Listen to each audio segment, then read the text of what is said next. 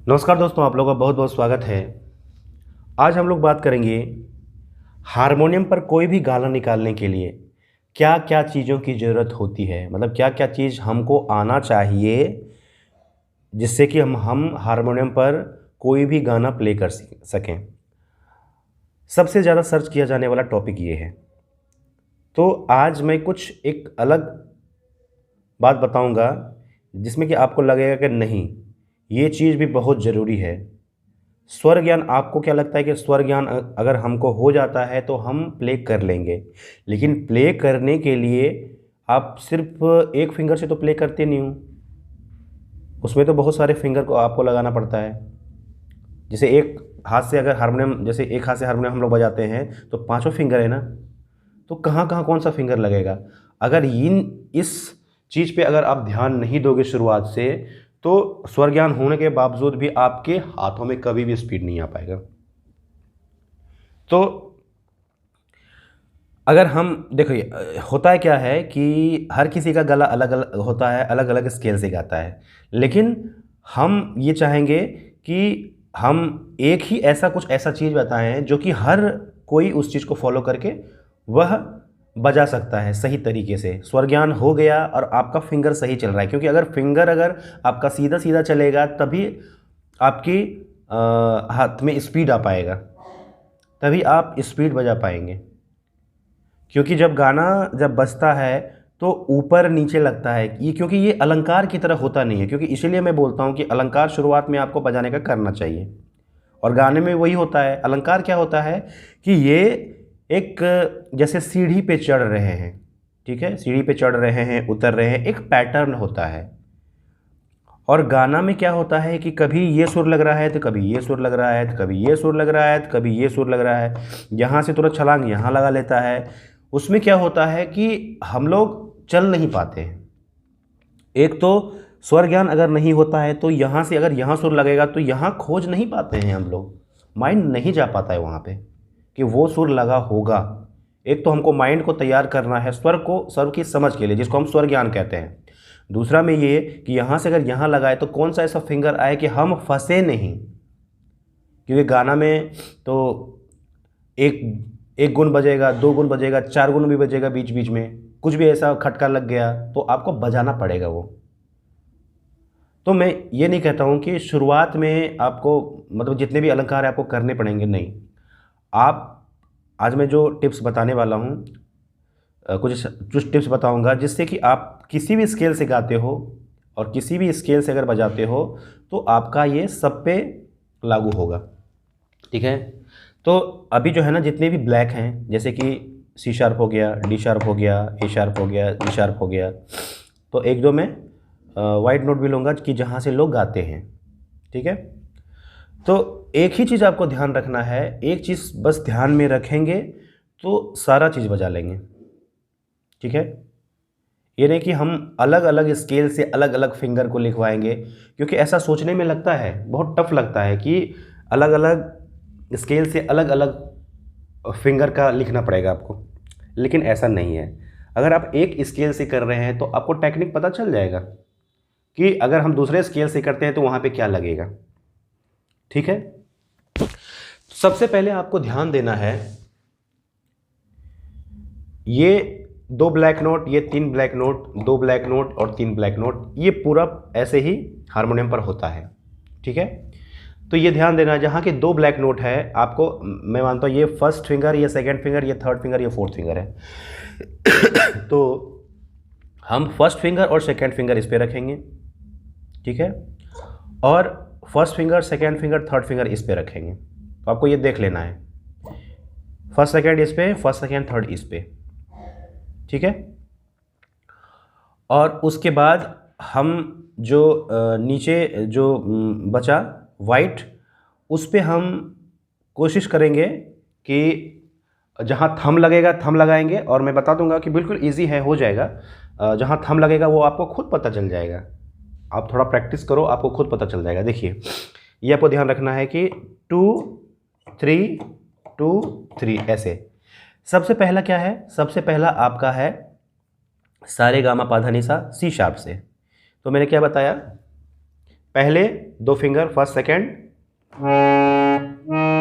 और नीचे थंब लाएंगे, फिर इस पे थंब लाएंगे, फिर इस पे फर्स्ट आ रहा है,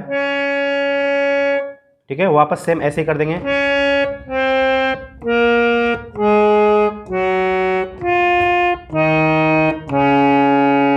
ठीक है। अब देखिए, अब हम जहाँ ए शार्प से देखते हैं, पहले आप ये देख लो कि ए शार्प से जो है कौन कौन से नोट लगेंगे, ठीक है। अब मैंने फॉर्मूला भी लिखवाया था आपको कि ए शार्प से कौन कौन से नोट लगेंगे, कैसे आप पता करेंगे सारे शुद्ध स्वर बजाने के लिए, क्योंकि शुद्ध स्वर का आपका अगर बेस हो जाएगा ना तो आप कोमल स्वर भी लगा पाएंगे, ठीक है। तो अब ये शुद्ध स्वर हम बताएंगे। देखिए, फिंगर आपका वहीं पे आना है जो फिंगर जहाँ पे है। अब लग कौन सा रहा है, पहले हम ब्लैक नोट देखेंगे कौन कौन सा लग रहा है। ये लग रहा है, ये लग रहा है, ये गा होगा, ये मा होगा, ये पा होगा, ये धा होगा, ये नी होगा, ये सा होगा, ए शार्प से, ठीक है। अब ये देखना है ब्लैक नोट पे कौन कौन से आ रहे हैं।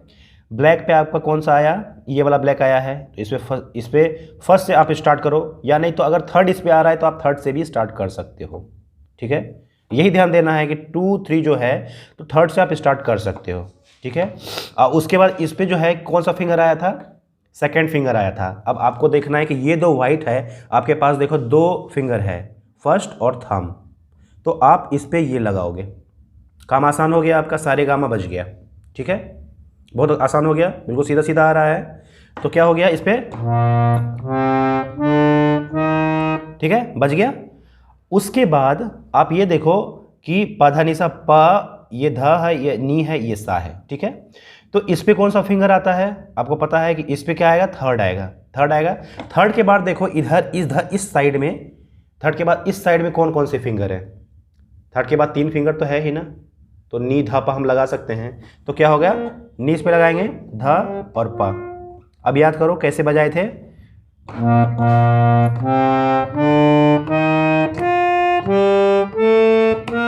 ठीक है, हो गया। अब हम देखते हैं जी शार्प से। जी शार्प से क्या था, सबसे पहले हम ध्यान देते हैं कौन सा था, फर्स्ट सेकेंड और थर्ड, ठीक है।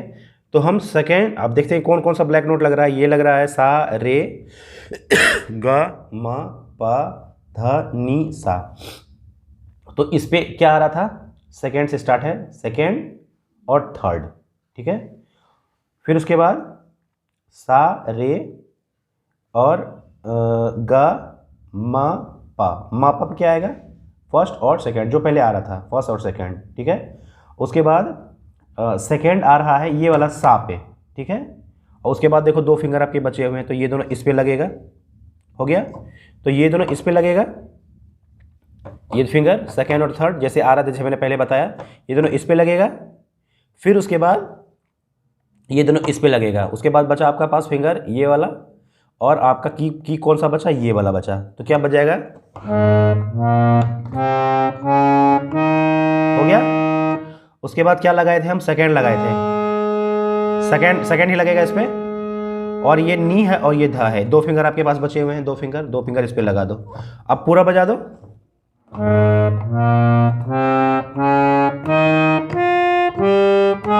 शुरुआत में जो फिंगर बताया जा रहा है उस पे आप ध्यान दो, ठीक है।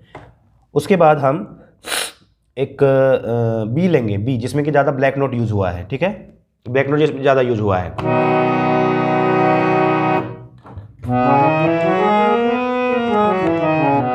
ठीक है। तो इस पे क्या हो गया, ये सा हो गया, रे हो गया, गा हो गया, मा हो गया, पा हो गया, धा हो गया, नी हो गया, सा हो गया, ठीक है।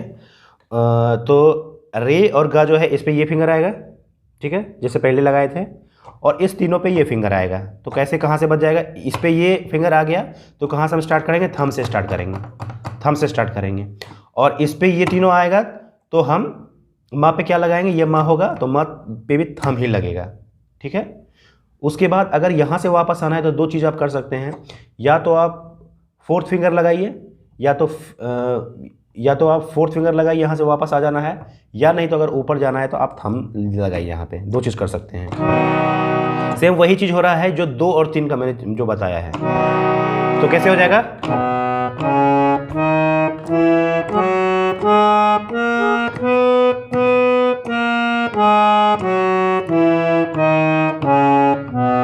ठीक है। अब उसके बाद एक हम डी शार्प लेते हैं, ठीक है। डी शार्प देखते हैं कि कौन कौन से नोट लग रहे हैं। सा, रे, गा, मा, पा, धा, नी, सा। जो ब्लैक नोट है पहले हम देख लेते हैं। एक तो ये ब्लैक नोट है, तो इस पे सेकंड फिंगर आया तो सेकंड से स्टार्ट करेंगे हम, ठीक है। पहले सेकंड से स्टार्ट करेंगे, बाद की बात अलग है, आप फर्स्ट से स्टार्ट करो, लेकिन पहले सेकंड से ही हम स्टार्ट करेंगे जैसे बता रहे हैं। और फिर उसके बाद ये दोनों आ रहा है, इस दोनों के आगे देखो ये दोनों फिंगर है, तो इस पे ये लग जाएगा गा पे, और रे पे ये लग जाएगा, ठीक है। उसके बाद ये तीनों नोट आ रहा है, ध, नी, सा। तो सा पे ये आता है, तो उसके आगे देखिए दो नोट हैं आपके, दो फिंगर है आपके, फर्स्ट और थंब। तो फर्स्ट इस पे लगेगा, थंब इस पे लगेगा, ठीक है। तो बच जाएगा क्या,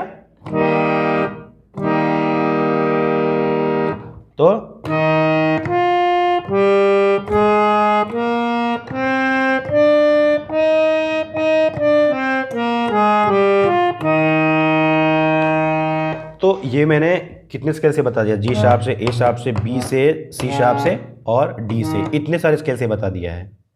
तो इस पे सब पे एक ही चीज़ हो रहा है, दो चीज़ ध्यान में रखना है, ये और ये और ये, और दूसरा में कि कहाँ पर कौन सा नोट, अगर यहाँ पे लग रहा है तो ये देखना है कि वाइट में अगर दो नोट लग रहे हैं तो दो यहाँ पे लगाना है। फिर अगर ब्लैक में अगर ये लग रहा है तो इस पे थर्ड फिंगर लगाना है। अगर तीन फिंगर की ज़रूरत है तो इधर तीन फिंगर है आपके पास, ठीक है। तो इस तरह से आप बहुत ही आसानी से आप इस चीज़ को समझ सकते हैं।